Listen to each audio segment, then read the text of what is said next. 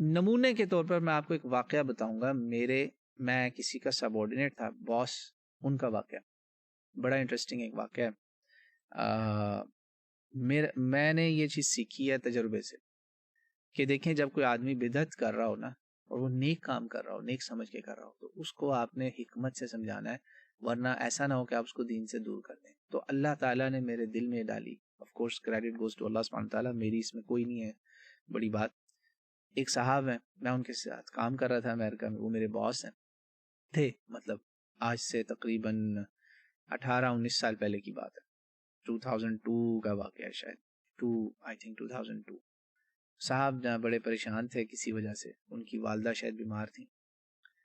انہوں نے کہا جی میں نا 1.25 لاکھ دفعہ, جی ہاں 1,25,000 مرتبہ آیت کریمہ پڑھ رہا ہوں اکیلا اپنی امی کی صحت کے لیے. پردیس میں ہے نا, یہاں امریکہ میں.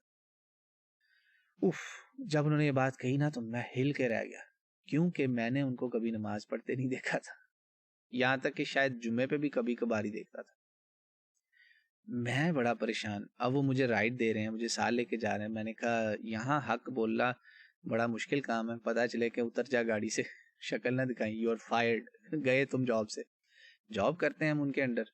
تو میں نے ان کو کہا, میرے مسلمان باس امریکہ کے اندر, میں نے ان کو کہا سر اگر برا نہ منائے تو میں ایک بات کہوں, اللہ تعالیٰ کے سامنے کوئی التجا کرنا, کوئی بات سب منت کرنا, بالکل ہم نے اللہ سے ہی کرنی. تو بس میری ایک یہ ہے کہ اللہ تعالیٰ کو ہم اچھے دنوں میں بھی یاد رکھیں, اور اس کو یاد رکھنے کا سب سے بڑا جو کام ہے وہ تو نماز ہے 5 وقت کی. تو اللہ تعالیٰ تو کہہ سکتا ہے نا کہ تم بندے اپنے کام کے لیے تو میرے سامنے اتنا ذکر ورد کر رہے ہو, اور جب میں تمہیں بلاتا ہوں اور تم میرے پاس آتے نہیں. بلیو می, یہ جو میں آپ کو لائنیں بول رہا ہوں نا, اس سے آدھی لائن, ایک لائن کم ہو سکتی, زیادہ نہیں ہوگی. بلیو می, میں نے 1 منٹ سے زیادہ ان سے بات نہیں کی, بس اتنا ہی کہا. اور ان کو یہ نہیں کہا کہ یہ بدعت ہے, یہ حرام ہے, نہیں کرنا آیت کریمہ, کس نے تمہیں کہا 1 لاکھ دفعہ پڑھو, نہ, کوئی فتویٰ بازی نہیں کی.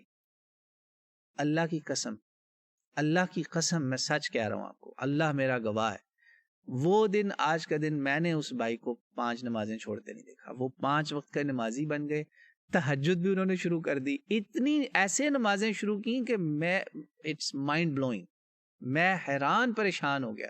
اور وہ آج بھی کہیں بیٹھے ہوتے ہیں, میں ان کو منع کرتا ہوں کہ لوگوں کو نہ کہا کریں, شو آف نہ ہو جائے میرے لیے. Believe me, this is how has life changed. تو لہٰذا اس واقعے کو آپ اپلائی کریں 15 شعبان پہ بھی. کوئی بھولا بسرا آ جائے تو اس کو خدا کے لیے, اللہ کا واسطہ ہے, بدعت حرام کا فتویٰ دے کے مسجد سے نہ نکالیے گا, اور اس کو یہ نہ کہیے گا جاؤ اس سے اچھا فلمیں دیکھو, نہ یہ نہ کیجیے گا. اللہ کا قرب لینا چاہتا ہے اس کو لینے دیں.